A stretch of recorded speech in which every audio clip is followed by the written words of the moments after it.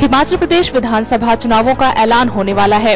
राज्य की सभी 68 सीटों के लिए सियासी दल अपनी तैयारियों में जुट गए हैं। डे नाइट न्यूज ने राज्य की सभी विधानसभा सीटों का दौरा किया है और विधायकों, दावेदारों, मतदाताओं और राजनीतिक एवं सामाजिक कार्यकर्ताओं से बीते 5 सालों में हुए काम का लेखा जोखा लिया है। पेश है इस श्रृंखला की आज की कड़ी।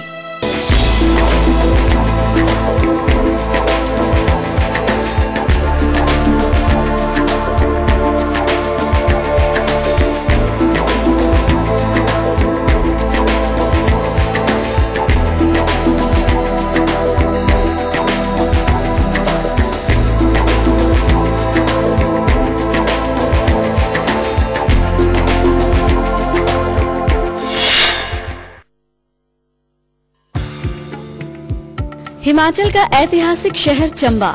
रावी के किनारे पर बसा चंबा किसी पहचान का मोहताज नहीं। इसका जिक्र पर्यटन के नक्शे से लेकर बॉलीवुड की फिल्मों और गीतों में सुनने को मिल जाता है। चंबा की नींव राजा मेरू ने 5वीं शताब्दी में रखी थी, जिसकी राजधानी चंबा से 75 किलोमीटर दूर भरमौर को बनाया गया। लेकिन 9वीं शताब्दी में साहिल बर्मन ने अपनी बेटी चंपावती के इसरार पर राजधानी को भरमौर से चंबा में शिफ्ट कर दिया। बाद में चंपावती के नाम पर ही शहर का नाम चंबा रखा गया।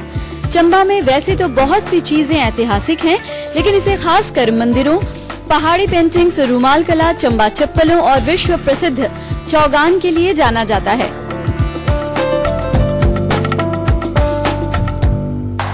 चंबा की पेंटिंग्स को लेकर तो पर्यटकों में खासा उत्साह देखा जाता है, लेकिन ऐतिहासिक चंबा में बदलते वक्त के साथ काफी कुछ बदला है। यहाँ के रहन सहन में आधुनिकता की झलक देखने को मिल जाती है। खैर, ये तो बात हुई चंबा शहर और उसके इतिहास की, लेकिन यहाँ भी प्रदेश के बाकी हिस्सों की तरह राजनीतिक फिजा चलनी शुरू हो गई है। शहर के बाजारों से लेकर चंबा के मशहूर चौगान तक सभी आने जाने वालों को विधानसभा चुनाव के ऊपर तर्क वितर्क करते देखा जा सकता है।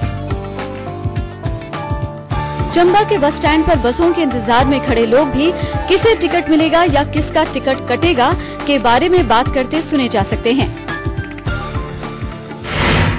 चंबा विधानसभा में कुल 66,952 मतदाता हैं, जिसमें 34,137 पुरुष जबकि महिलाओं की तादाद है 32,815।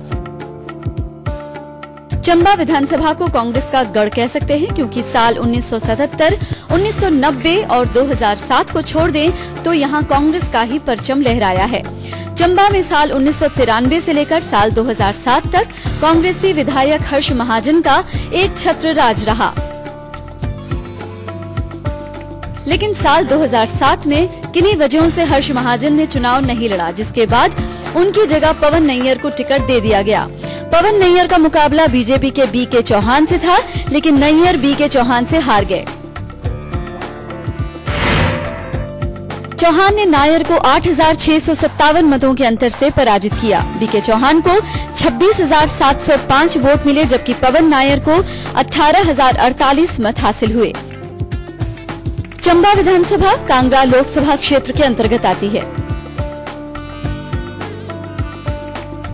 2009 के आम चुनाव में हालांकि इस सीट पर बीजेपी ने विजय पताका फहराई थी, लेकिन चंबा विधानसभा से तकरीबन 4,000 सीटों की लीड कांग्रेस प्रत्याशी चंद्र कुमार को मिली थी।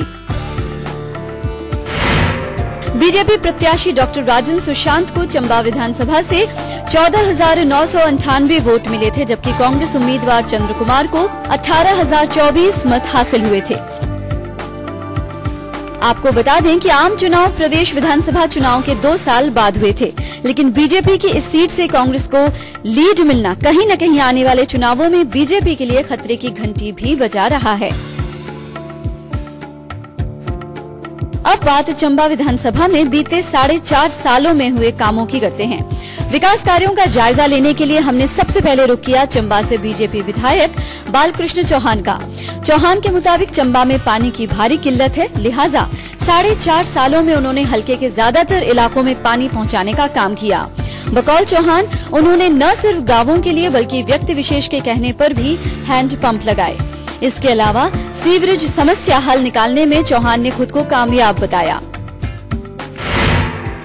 जो समस्याएं थी उनको सुलझाया गया। जैसे यहाँ चंबा शहर में पानी की प्रॉब्लम थी और चंबा शहर में भी और इसके आसपास के इलाके में भी पानी की कमी होने के कारण टैंकर वगैरह पानी के लगते थे। तो सबसे पहले तो इस शहर में पानी की व्यवस्था करी। 40 lakh litre per day additional water provide किया गया। देहातों में भी सब जगह जो है जो पाइप्स थी उनको रिप्लेस किया गया। 15-20 साल पुरानी पाइप्स थी जिससे अंदेशा था कि उससे कुछ बीमारियां भी हो सकती हैं। वो सारी पाइपें बदल दी गई। चंबा शहर को अधिकतर हिस्सों में चंबा शहर के जो है सीवरेज की व्यवस्था की गई है। चौहान ने बताया कि चंबा विधानसभा में बीते 4.5 सालों में 362 करोड़ रुपए का अलग अलग परियोजनाओं में निवेश हुआ है और ये तमाम परियोजनाएं पूरी होने के कगार पर हैं। यहाँ पर इन पिछले 4 सालों में 362 करोड़ रुपया जो है इन्वेस्ट हुआ है, वो आया है। उसमें कुछ हमारे प्रोजेक्ट्स कंप्लीट हो गए, कुछ ऑनगोइंग हैं जो हम आशा कर रहे हैं कि आचार संहिता लगने से पहले मेजर प्रोजेक्ट्स हमारे कंप्लीट हो जाएं।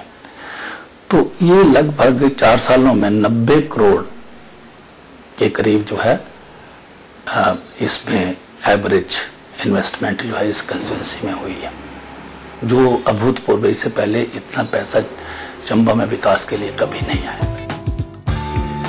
हालांकि कांग्रेस बालकृष्ण चौहान के दावों से इत्तेफाक नहीं रखती। कांग्रेस के मुताबिक चंबा में बीते 4.5 सालों में कोई काम नहीं हुआ।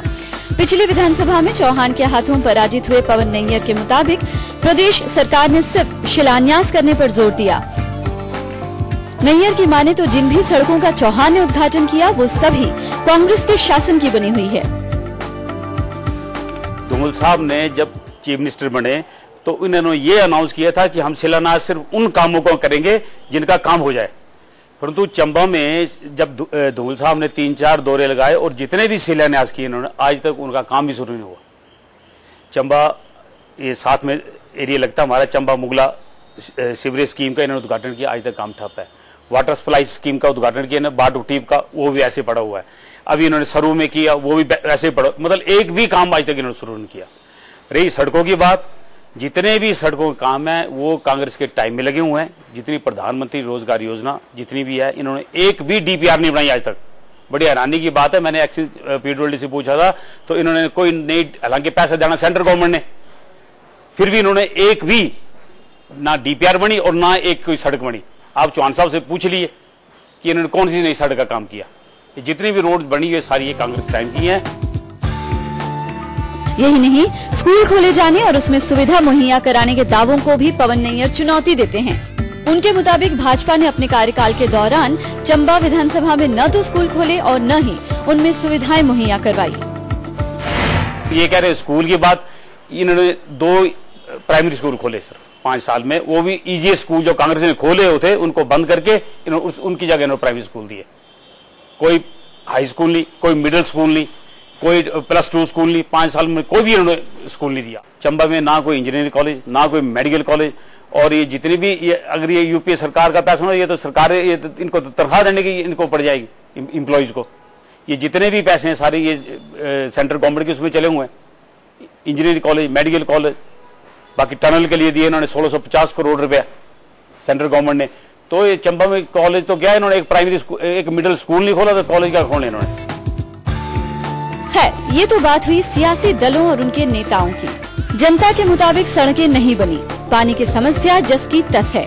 इसके अलावा स्वास्थ्य सुविधाओं का भी अभाव है।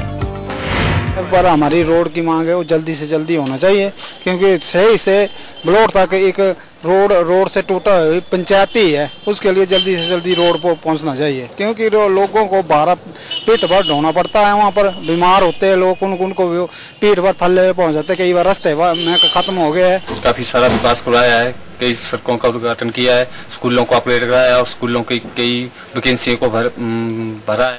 जनाब वहाँ के तब पूरा सही फसड़ी पुल का पैसा है सर खाइए के मतलब खाया कि नहीं खाया देना सारा खराब पुल रास्ता नहीं हमारे घर जो जाने बच्चे लिया राती बराती क्या लिया कोई मरीज मरूज ऐसा छड़ना बड़ी मुश्किल एड्डे दूर रास्ता हमारा पार गाँव में बनिया उत्थे इतना भी पैसा भी पता नहीं लगे कुछ ही है जी तो सारा कह रहे पुल भी सारा सड़ी है जी।